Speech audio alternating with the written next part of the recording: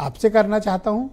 जब आपकी पार्टी की तरफ से और सरकार की तरफ से क्लेम किया जा रहा है कि ये श्रेष्ठतम कुंभ महाकुंभ का आयोजन सरकार ने कराया है, तो फिर आप इस स्कोप में पॉलिटिक्स क्यों तलाश रहे हैं? आप क्यों फिक्र करते हैं कि अपोजिशन आपके ऊपर आरोप लगा रहा है? जब आपने कहा कि हम सफल हैं तो आपको मानने में कोई गुरेज नहीं, तो फिर इस पर राजनीति क्यों? मुझे लगता है देखिए ब्रजेश जी, केवल हमारे कहने से सफलता नहीं तय हो रही है। मैं पिछले एक हफ्ते के अगर केवल आंकड़े देखिए तो कोई ऐसा दिन नहीं है जिस दिन 1 करोड़ से ज्यादा लोगों की आमद वहां ना हो रही हो, वो वहां पहुंच करके श्रद्धा की डुबकी ना लगा रहे हो। ये माघ जब खत्म हो जाता है तो लोग ऐसा मानते थे कि कुंभ अब समापन की तरफ है, अब धीरे धीरे भीड़ कम हो जाएगी, लेकिन ये भीड़ लगातार बढ़ती गई है और कम होने का नाम नहीं ले रही है। निश्चित तौर पर अगर अव्यवस्थाएं होती, अगर स्थितियां खराब होती तो निश्चित तौर पर यह भीड़ हतोत्साहित होती। वहां बेहतर व्यवस्थाएं हैं, इसीलिए भीड़ उत्साहित होकर के लगातार बढ़ रही है। और इतना बड़ा जमावड़ा, न भूतो न भविष्यति जैसे इतना बड़ा जमावड़ा जिसकी कल्पना लोगों को नहीं थी। और ये बात सही है, इस बात को कहने में मुझे कोई गुरेज नहीं है कि जब इस बात का आंकड़ा हम 45 करोड़ तक का रखते थे तो हमें भी लगता था कि ये सच में बहुत बड़ा आंकड़ा है, 45 करोड़ लोग क्या सच में आ जाएंगे। लेकिन आज जब 62 करोड़ से ज्यादा श्रद्धालु वहां पहुंच चुके हैं तो इसमें कोई दो राय नहीं है कि स्थानीय प्रशासन, मेला प्रशासन, वहां का नगर निगम, वहां के सफाई कर्मचारी, वहां के पुलिसकर्मी, पूरी व्यवस्था और उसको पूरी मॉनिटरिंग करने वाली टीम, मुख्यमंत्री जी का पूरा विजन और प्रधानमंत्री जी का इस पूरे मामले में मार्गदर्शन, इन सब बातों की चर्चा निश्चित तौर पर होगी कि 74 देशों के कैसे राजनयिक जाकर के वहां डुबकी लगा रहे हैं। पूरी दुनिया भर के सामने अभी चित्र बड़ा खड़ा हुआ है। लेकिन विपक्ष क्या कर रहा है?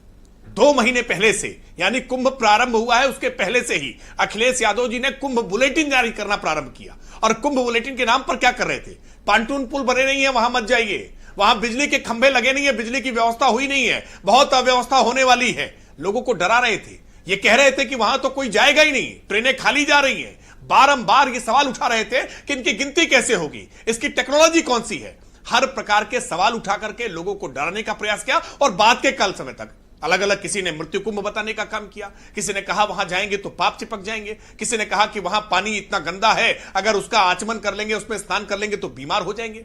हर प्रकार के भ्रम उत्पन्न करने का काम किया, अफवाहें फैलाने का काम किया। और डर क्यों रहे? इस डर का कारण बहुत साफ है।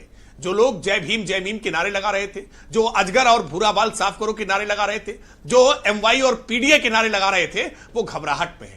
इतनी प्रचंड हिंदू चेतना, इतना प्रचंड हिंदू आवेग ये कभी देखा ही नहीं था। कोई जाति नहीं है, किसी से कोई किसी की जाति नहीं पूछ रहा है। तब कोई जब इतनी बड़ी चेतना आप महसूस कर रहे हैं और आप ये मानते हैं कि जाति के बंधन टूट गए हैं, तो फिर आप अपोजिशन के आरोपों की इतनी परवाह क्यों करते हैं? मत करिए।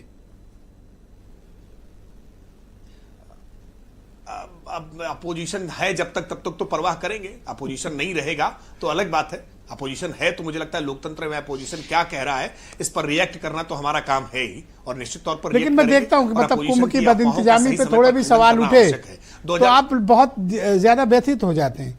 जब श्रद्धालु आ रहे हैं, 62 करोड़ लोगों ने स्नान कर लिया और अभी भी आने का सिलसिला जारी है। और जैसा मैं महसूस कर रहा हूं, होली तक यही चलने वाला है। होली तक न तो श्रद्धालु रुकने वाले हैं, ना संगम स्नान रुकने वाला है। लोगों में अभी भी वो क्रेज, जोश, जुनून और जज्बा बरकरार है। मैंने भी लाइफ टाइम में लोगों को संगम स्नान के लिए इतना जोश और जुनून और मुश्किलों के बावजूद लोगों को वहां पहुंचते पहली बार ही देखा है। तो आप परवाह क्यों करते हैं इतनी? मत करिए।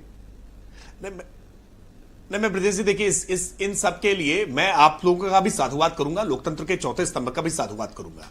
सच्ची तस्वीर, अच्छी तस्वीर आपने नहीं दिखाई होती, सच नहीं दिखाया होता तो कहीं विपक्ष के इस बहलावे में, इस अफवाहों के जाल में हो सकता है श्रद्धालु फंस सकते थे। ठीक वैसे ही जैसे 2024 के लोकसभा चुनाव में संविधान बदल देंगे, आरक्षण खत्म कर देंगे, ऐसी अफवाहें उन्होंने फैलाई थी। अगर विपक्ष की अफवाहों का समय रहते खंडन न किया जाए और इनको माकूल जवाब न दिया जाए तो हो सकता है कि ये असहज स्थितियां उत्पन्न कर सकते हैं। तो ये 2024 की हार से आपने सीखा इनके और आपको लगा करना आवश्यक है।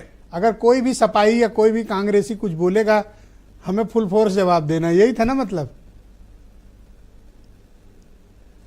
नहीं, बिल्कुल देना चाहिए। मुझे लगता है कि झूठ के पांव तो होते नहीं है, झूठ की ज्यादा लंबी यात्रा होती नहीं है।